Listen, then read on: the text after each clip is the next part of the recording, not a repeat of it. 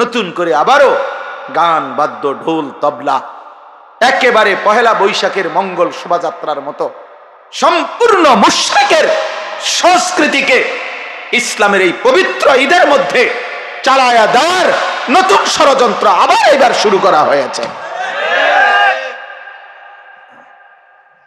আবার এবার ঈদের দিনে, এতদিন দেখতাম পহেলা বৈশাখকে কেন্দ্র করে ঢোল তবলা এই হই হুল্লুর হইতো, এখন ঈদের পবিত্র দিনে, আর ঈদ মানে তো উৎসব না বেটা, ঈদ মানে পৃথিবীর কোন ডিকশনারিতে ঈদ মানে উৎসব নাই বেটা। ঈদ তোমার বাফার না, ঈদ বাংলা ভাষার কারো না, ঈদ এটা আরবি শব্দ, এটা রাসূলুল্লাহ সাল্লাল্লাহু আলাইহি ওয়াসাল্লামের জবানের উচ্চারিত শব্দ। অতএব সেটা জিজ্ঞেস করতে হবে ওইখান থেকে। ঈদ মানে উৎসব নয়, ঈদ মানে ইলাইহি আওয়াইদুল ইহসান। খুতবার বই তো আছে, কিতাবেও আছে, ঈদ মানে হলো যেটা ফিরে আসে, অর্থাৎ মহান আল্লাহ পাকের ইহসান ফিরে আসছে। গত এক মাস আমার উপরে দিনের বেলা খাদ্য পানীয়, হালাল স্ত্রীর সাথে সম্পর্ক, এটা নিষেধ ছিল, এই অনুমতি আবার ফিরে আসছে আজকের ঈদের দিনে। আল্লাহ তাআলা আমার উপরে আল্লাহর অনুগ্রহ, দিনের বেলায়ও খাওয়ার অনুমতি ফিরায় দিছেন, পানি পান করার অনুমতি ফিরায়া দিছেন, স্ত্রীর সাথে মেলামেশার অনুমতি ফিরায়া দিছেন। আল্লাহ তাআলা তার ইহসান দয়া আমার উপরে আবার ফিরায়া দিছেন। আল্লাহ আমারে একটা মাস হায়াত দিয়া ঈদের দিন পর্যন্ত পৌঁছাইয়া দিছেন। তো আমার কাছে যে আল্লাহর নিয়ামত ফিরে আসলো, আল্লাহর অনুগ্রহ ফিরে আসলো, এজন্য আল্লাহর ওয়ালা আল্লাকুম, এই শেষ অংশ এটাই, ওয়ালা আল্লাকুম তাশকুরুন। আল্লাহ বলেন আমি চেয়েছি রমজান দিয়ে, আমি আল্লাহ তাআলা চেয়েছি তোমার কাছে তুমি আমার শুকর আদায় করবা, শুকর আদায় করবা, শুকর আদায় করবা। বান্দা আমি এই উদ্দেশ্যে দিছিলাম রমজান। ঈদ শেষ, রমজান শেষ করে তুমি নাচবা গাইবা, রমজান রোজা পাবা, রোজা পালন কইরা হেবড়ার মাইয়ারে ছাইরা দিছে রাস্তাত, যে যা মানুষের জানা আজকে ঈদ। স্ত্রীকে বেপর্দা ছেড়ে দিছে, ছেলেটাকে ছেড়ে দিছে, আব্বা রোজা শেষ, আর চিন্তা করো না, এবার নাচো গাও ফুর্তি করো। অথচ আল্লাহ বলেন ওয়ালা আল্লাকুম তাশকুরুন, আমি চেয়েছি তুমি আমার শুকর আদায় করবা, আমার শুকর আদায় করবা বান্দা, শুকর আদায় করবা, শুকর আদায় করবা যে আল্লাহ আপনি আমারে একটা মাস হায়াত দিছেন, আপনি যদি আমার জীবন না দিতেন, হায়াত না দিতেন, আমি কেমনে পাইতাম রমজান। আজকে ইচ্ছে করে খামখেয়ালি করে আমরা নামাজ পড়ি না। এই তোমরা যারা ছেলেরা নামাজ পড়ো না, একেবারে কোনো কারণ নাই বাপ, তোমার শরীর সুস্থ, তোমার শরীর সামর্থ্যবান, তুমি নওজোয়ান, তুমি যুবক, তুমি কিশোর, তোমার শরীরে কোনো রোগ ব্যাধি ব্যারাম কিচ্ছু নাই, কিন্তু এক ইবলিস শয়তানের কাছে তুমি হেরে গেছো, এক নফসের ধোঁকার কাছে তুমি হেরে গেছো, একটা মোবাইলের কাছে হেরে গিয়ে, অসৎ বন্ধুর কাছে হেরে গিয়ে এক ওয়াক্ত নামাজ পড়ে না। আমি বারবার, আমার সবচেয়ে বেশি কষ্ট লাগে এই কথাটা ভাবলে, যে খোদার 30 দিন, একটা মাস পূর্ণ, একটা রমজান যার উপর দিয়া গেল, রমজানের রোজাগুলো রাখলো, তারাবি পড়লো, এত বড় শ্রেষ্ঠতম রমজান, রহমত মাগফিরাত নাজাতের মাস, আল্লাহ তাআলা জান্নাতের দরজা খুলে রাখছেন, জাহান্নামের দরজা বন্ধ করে দিছিলেন, শয়তানগুলোকে বন্দী করে রাখছিলেন, এত কিছু দিয়ে একটা মাস পূর্ণ যে বান্দাকে আল্লাহ তাআলা আদর করলেন, রহমত মাগফিরাত দিলেন, যেদিন আল্লাহ তাআলা রমজান শেষ করলেন, ঈদের চাঁদ উঠাইলেন, ঠিক ওই দিনে মাত্র একটা মাস পরে আল্লাহর এত দয়া মায়া, এত রহমত মাগফিরাতের পরে মাত্র আজকে আল্লাহ ঈদের চাঁদ উঠাইলেন। এই ঈদের দিন একদিনও যায় নাই এই নাফরমান, এই অসভ্য আবার আগের মতো আল্লাহর নাফরমানি করে দিল। তার চাইতে বড় নির্লজ্জ, অসভ্য, বেহায়া আর কে হতে পারে? এর চাইতে বড় গাদ্দার আর কে হতে পারে? চিন্তা করে দেখেন, আপনাদের যাদের মেয়েরা ঈদের দিনে বেপর্দা চললো, আপনাদের যাদের ছেলেরা ঈদের দিন এক ওয়াক্ত নামাজও পড়লো না, ঈদের দিন 24টা ঘন্টা এই নাচ গান, সিনেমা, নাটক, উলঙ্গ ছবি, অশ্লীল দৃশ্য, কিংবা রাস্তার মেয়ের পিছনে পিছনে হাঁটলো, এই অসভ্য জঙ্গলি, এই হাইওয়ান জানোয়ার, এই মুসলমানের ঘরে সে কেমনে বড় হইল? এত বড় রমজানকে সে কি কদর করল বলেন? রমজান তাকে কি দিল তাইলে? এই নাফরমান কিসের রোজা রাখলো? এই নাফরমান কিসের তারাবি পড়লো? আহা, একটা মাস ওষুধ খাওয়ার পরে এটা বুঝি আজকে বন্ধ করে, এটা বুঝি একদিনও চলবে না ওষুধের মেয়াদ, ওষুধের টেম্পার একদিনও যাবে না। আফসুসের বিষয়, বহুতই আফসুসের বিষয়। হায় হায় হায়, কি পরিমাণ গাদ্দার, কি পরিমাণ অহংকারী, সীমা লঙ্ঘনকারী নাফরমান। আল্লাহ তাআলা বলল, বান্দা আমি একটা মাস তোরে রহমত দিলাম, মাগফিরাত দিলাম, নাজাত দিলাম, সবে কদরের মতো শ্রেষ্ঠতম রাত্রি দিলাম, ইতিকাফ দিলাম, ইফতার, তারাবি, সাহারি সবকিছুতে নেকি দিছি।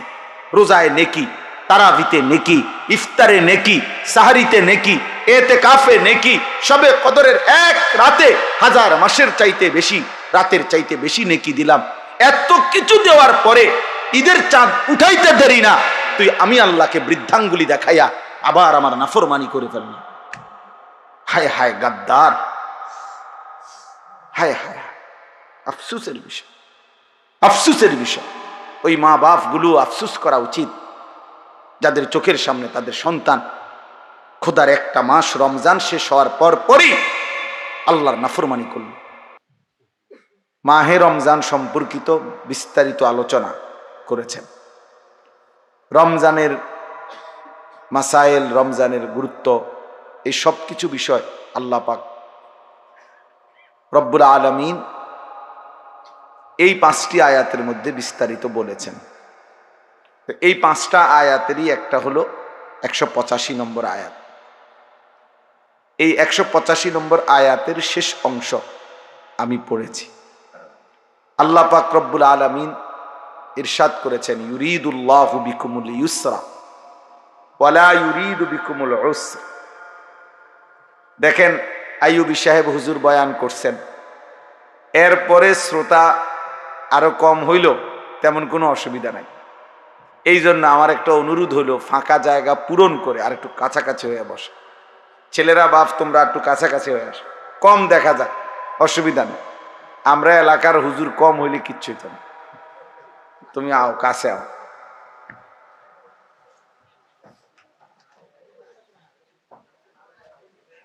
মাশাআল্লাহ, এই ফাঁকে 2-1 জন চলে যাওয়ারও সুযোগ আছে, কারণ টের পাওয়া যাবে না যে কে আজ্ঞা গেল, কে ভাগ্যে গেল। এই জন্য এটাও একটা বিশেষ সুযোগ হইল। আল্লাহ তাআলা যারা চলে যাচ্ছে তাদেরকেও বাড়ির সহি সালামতে পৌঁছার তৌফিক দান করে। ওনাদের জন্য আমরা দোয়া করা উচিত। তো বলতেছিলাম,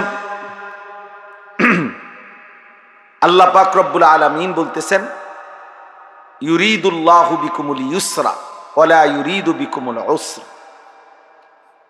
এই মাহে রমজান সম্পর্কে আল্লাহ তাআলা রমজানের বিধানগুলো বলার পরে আল্লাহ তাআলা বলছে, বান্দা আমি এই যে রমজান সম্পর্কিত তোমাদেরকে যে বিধানগুলো দিলাম, এই বিধানের ক্ষেত্রে, সাজাইবার ক্ষেত্রে, এই বিধানগুলো তোমাদেরকে দেওয়ার ক্ষেত্রে আমি আল্লাহ তাআলা সর্বাত্মকভাবে চেয়েছি তোমাদের জন্য সহজ হুকুম।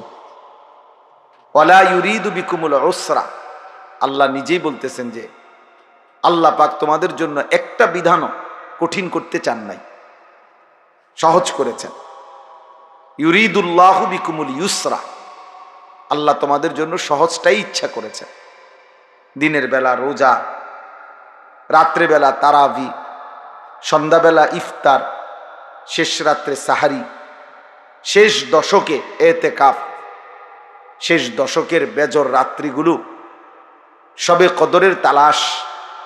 আল্লাহ পাক বলেন, এই যে আমি সাজাইলাম, প্রথম দশক রহমত, মাঝখানের দশক মাগফিরাত, শেষ দশক নাজাত, এই সব কিছুর মধ্যে আমি তোমাদের জন্য সহজ যেন হয়, আরামদায়ক হয়, সাধ্যের মধ্যে যেন হয়, এটা আমি আল্লাহ তাআলা পূর্ণভাবে খেয়াল রাখছি। ওয়ালা ইউরিদু বিকুমুল উসর, কোনোভাবেই আমি আল্লাহ তাআলা কঠিন ইচ্ছে করি নাই যে একটা শক্ত বিধান দিলাম, না, এমন কিছু না। এটা একটা গুরুত্বপূর্ণ কথা।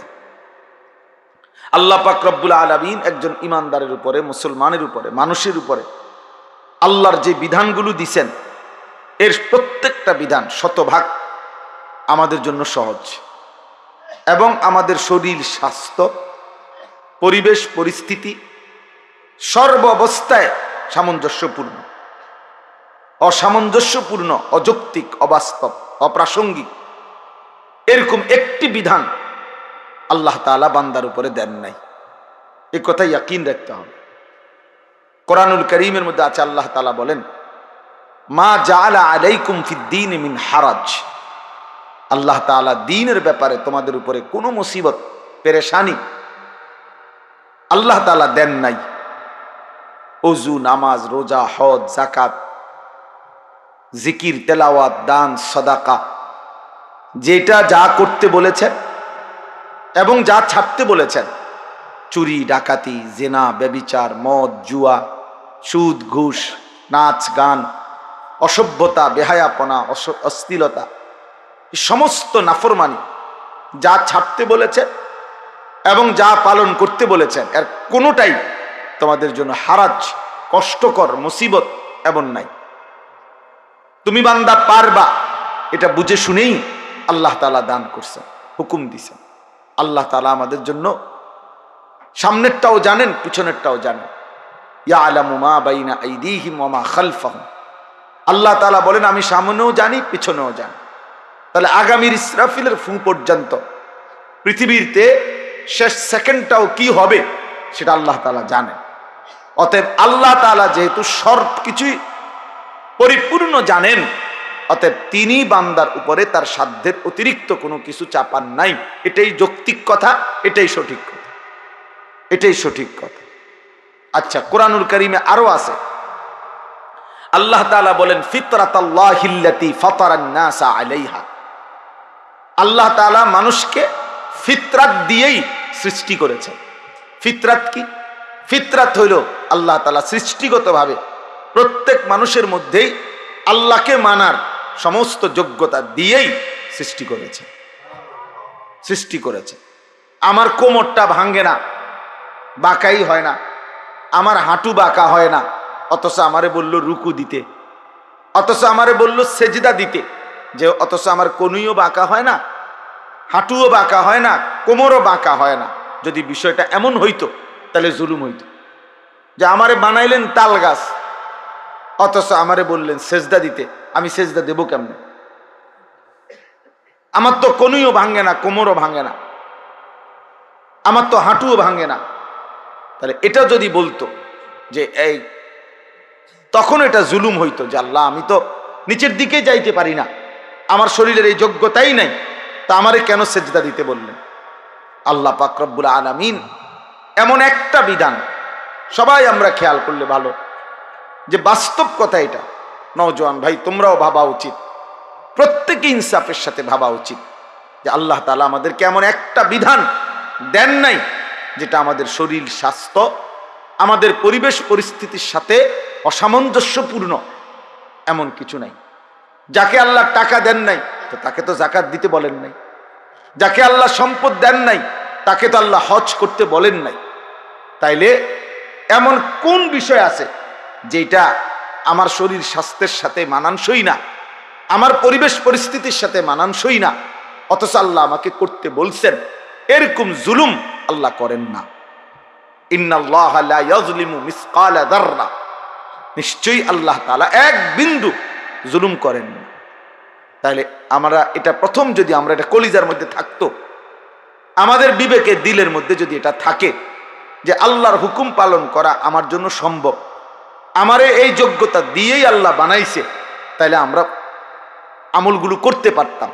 কিন্তু আমরা প্রথম থেকেই কিছু আমলের ব্যাপারে, কিছু বিষয়ে আমরা নিজের থেকেই সিদ্ধান্ত নিয়ে নেই যে এখন আর এটা সম্ভব না, এখন আর হালাল ব্যবসা, হালাল উপার্জন আর সম্ভব না, এখন আর ছেলে ফেলেরে পুরা ইমান আমলের উপরে নিয়ন্ত্রণে রাখা সম্ভব না। অনেক মা বাবা কলিজার ভিতরে এটা বুঝে নিছে যে আর হইতো না, আর হবে না, আর হবে না। 200 বার বলছি, 400 বার বলছি, 2 বছর বুঝাইছি, হুজুর আর হইতো না, হে সিদ্ধান্ত দিয়ে দিছে। অথচ এই সিদ্ধান্ত দেওয়ার অধিকার আপনাকে কে দিল? এই ফয়সালা করার অধিকার কে দিল? সুদ ছাড়া এখন আর ব্যবসা করা, উপার্জন করা সম্ভব না, এই কথা আপনি যদি বলেন, এই কথা যদি বুঝা শুনে কেউ বলে, তো সে বেঈমান, সে কাফের বেটা, বেঈমান বেটা, তো বেঈমান। কারণ তাইলে তো অবস্থা হবে এই যে আল্লাহ আমাকে এমন একটা জিনিস নিষেধ করেছেন যেটার থেকে মুক্ত থাকা এখন আর সম্ভব না, একটি অসম্ভব বিষয় আমার জন্য আল্লাহ তাআলা বিধান দিলেন। তাইলে এটা আল্লাহ তাআলার উপরে এই কথা জুলুম যে আল্লাহ আমার উপরে অন্যায় একটা বিষয় চাপায় দিলেন, নাউজুবিল্লাহ। তা আল্লাহর ব্যাপারে এমন ধারণা করা, এটা ঈমান আছে এই ব্যক্তির? তাইলে অনেক মানুষ আমাদের সমাজে আমরা এটা মনে করি, 16 বছরের একটা ছেলে যাচ্ছে তাই, যা ইচ্ছা তাই করতেছে, মা বাবা বলতেছে না হুজুর আর হইতো না, এরে দিয়ে আর হবে না। আশ্চর্য কথা, কি হবে না এরে দিয়ে? মানে নামাজ রোজা হবে না, কিন্তু উনি অথচ এই নাফরমানের জন্যই, তার জন্য ঘর করা, বাড়ি করা, তার জন্য জমি কিনা, তারে বিদেশ পাঠানোর চেষ্টা করা, তার লাইগা 12 লক্ষ টাকা কিস্তিতে নেয়, সুদে নেয়, যেমনে পারে বিদেশের টাকা ব্যবস্থা করা, এই নাফরমানের জন্য উনি সব করতেছে। এগুলো সব হবে হেতেরে দিয়া, শুধু আর নামাজ হইতো না। উনি এটা ফয়সালা দিয়ে, উনি এটা বুঝে নিছে যে হুজুর কামাই রোজগারি হইব তারে দিয়া, কিন্তু নামাজ আর হইতো না তারে দিয়া। আমনের এই সমস্ত বাটপারি কথা, এগুলা ফেরেশতা বোঝে না। হ্যাঁ, আপনার এই সমস্ত ধোকার কথা আপনি কি বুঝাইলেন এটা?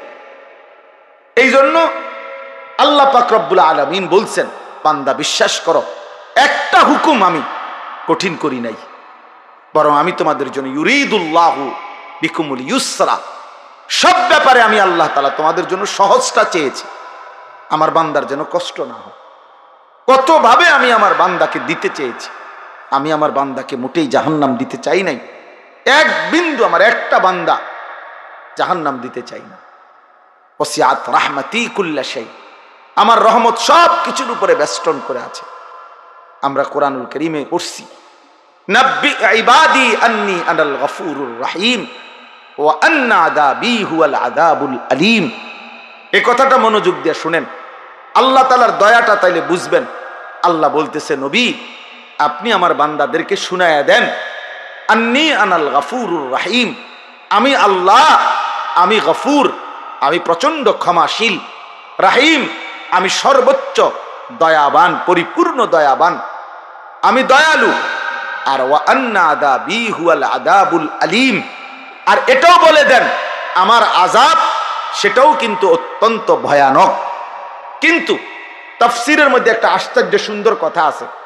কথাটা হলো এই যে এই দুইখানে আল্লাহ বলছেন আমি গফুরুর রাহিম, আমি ক্ষমাশীল, আবার বলছেন আমার আযাবও ভয়ানক।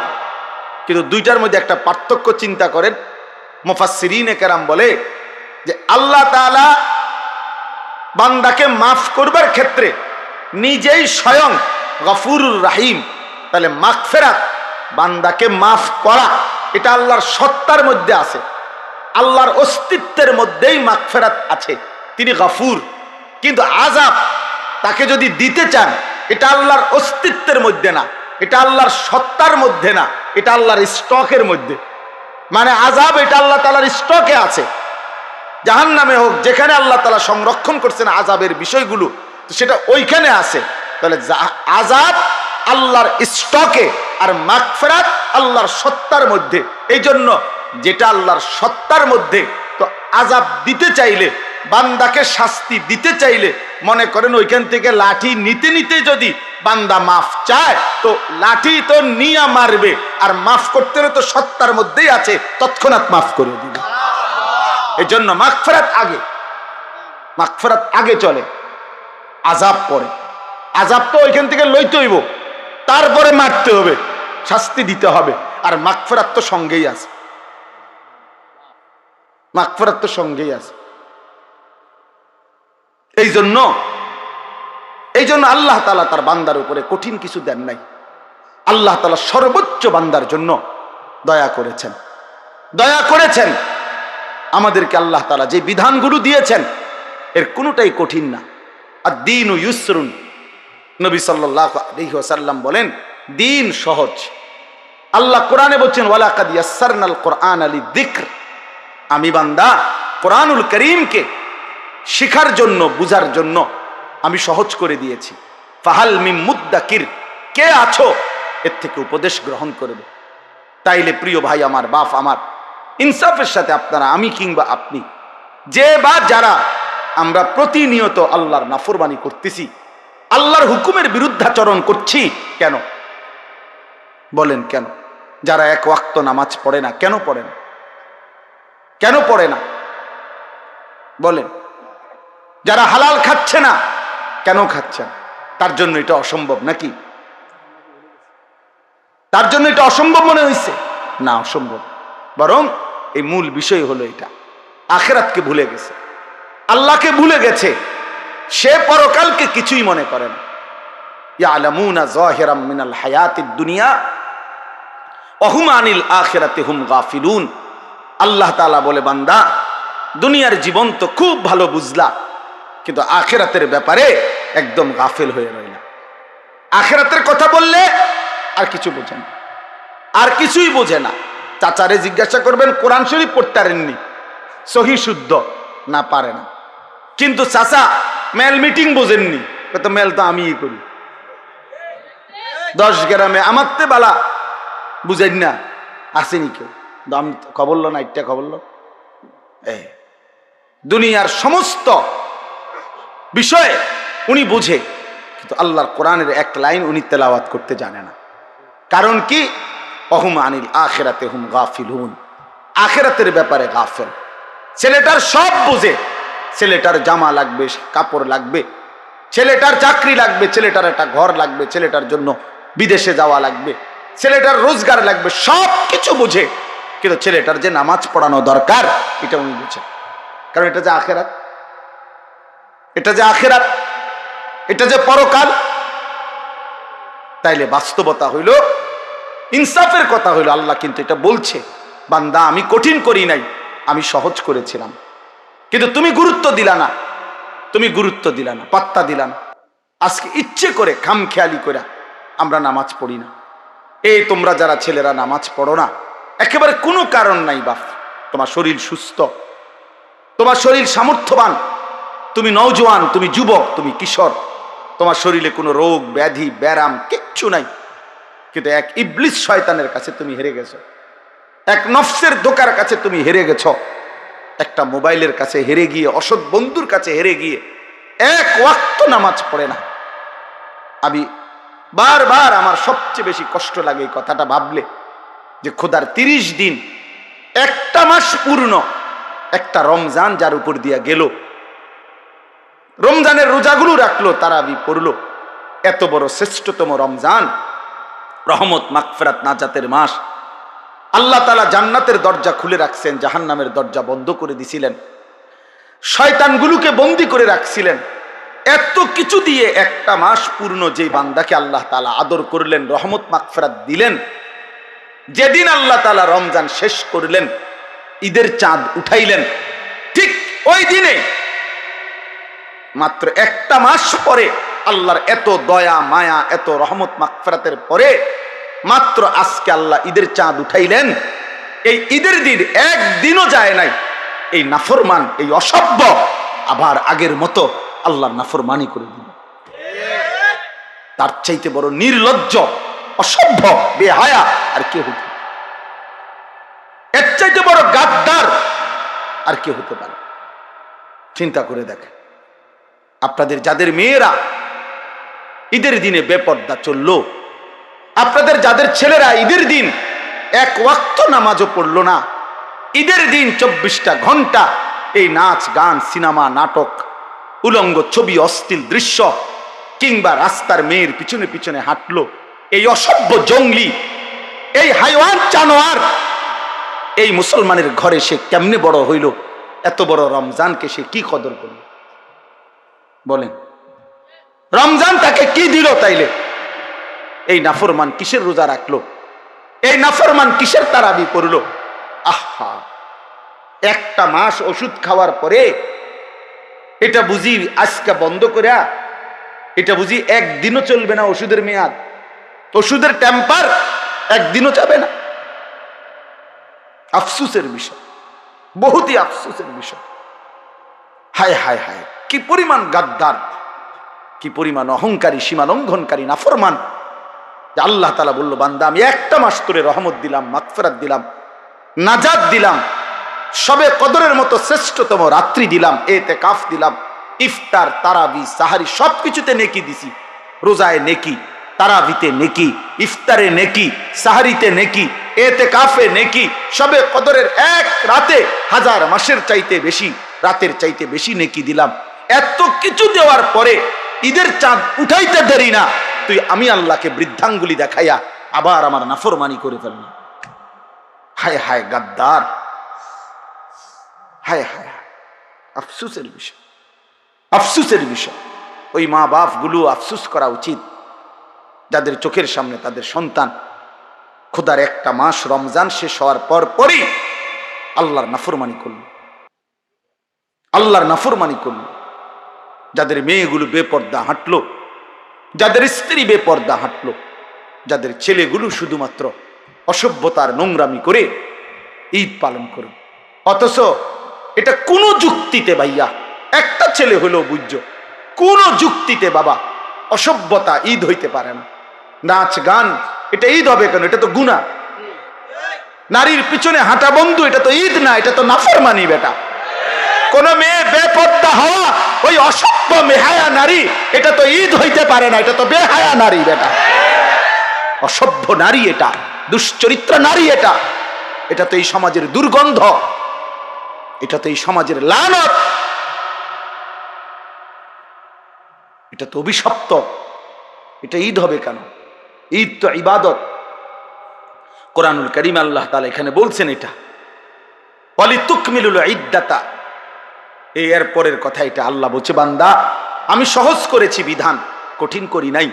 কাজে আমার রমজান পূর্ণ করো, প্রতিটা বিধান পূর্ণ করো, গুণে গুণে পূর্ণ করো, রোজা পুরা করো, তারাবি পুরা করো, ইফতার পুরা করো, সাহারি পুরা করো, শেষ দশকে ইতিকাফ করো, সবে কদরের বেজর রাত্রিগুলোতে শেষ দশকে তালাশ করো।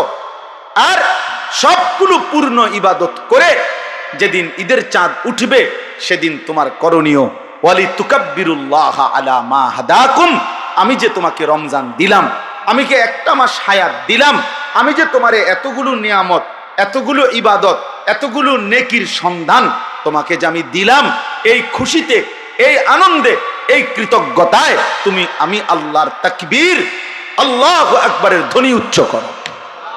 এই ছিল ঈদের করণীয়। ওয়ালিতুকাব্বিরুল্লাহ, আল্লাহর তাকবীর বলো, আল্লাহর তাকবীর, আল্লাহু আকবার, আল্লাহু আকবার, লা ইলাহা ইল্লাল্লাহু, আল্লাহু আকবার, আল্লাহু আকবার, ওয়ালিল্লাহিল হামদ। তাহলে আল্লাহ পাক কোরআনে স্পষ্ট বললেন ওয়ালিতুকাব্বিরুল্লাহ, ঈদের দিনের করণীয় তুমি আল্লাহর তাকবীর পড়ো। আর তুমি নাফরমান, নাচলা, গাইলা, ফুর্তি করলা, ডেকসেট বাজাইলা, আর গান বাদ্য, মোবাইলের নাচ গান, নারীর পিছনে ঘুরলা, যারা মেয়েদেরকে বেপর্দা ছেড়ে দিলেন, স্ত্রীকে বেপর্দা ছেড়ে দিলেন, ঘরে ঘরে টেলিভিশনের আওয়াজ উচ্চ করে দিলেন, এই নাফরমানরা, আপনারা তো আল্লাহকে বৃদ্ধাঙ্গুলি দেখাইলেন, আল্লাহর বড়ত্বকে ছোট করে দিলেন, শয়তানকে বড় করে দিলেন। আল্লাহ তো বলছে তুকাব্বিরুল্লাহ, আল্লাহর বড়ত্ব ঘোষণা করো, আল্লাহ বড়, আল্লাহ বড় বলো। আর তুমি নাফরমান বললা, না শয়তান বড়, শয়তান বড়, শয়তান। তুমি তো শয়তানকে উচ্চ করলা। না, ঈদ তো তোমার বাপের না, ঈদ তো জাতিসংঘের দেওয়া না, ঈদ তো সরকারের না, ঈদ তো সংবিধানের দেওয়া না, ঈদ তো মহান আল্লাহ পাকের দেওয়া। রাসূলুল্লাহ সাল্লাল্লাহু আলাইহি সাল্লামের ঘোষণা করা, আল্লাহ দিয়েছেন ঈদ, নবীজি ঘোষণা করেছেন। তাহলে যেটা আল্লাহ ঘোষণা করলেন, নবীজি ঘোষণা করলেন, সেখানে আমি আল্লাহর নাফরমানির মাধ্যমে সেটা ঈদ হয় কেন?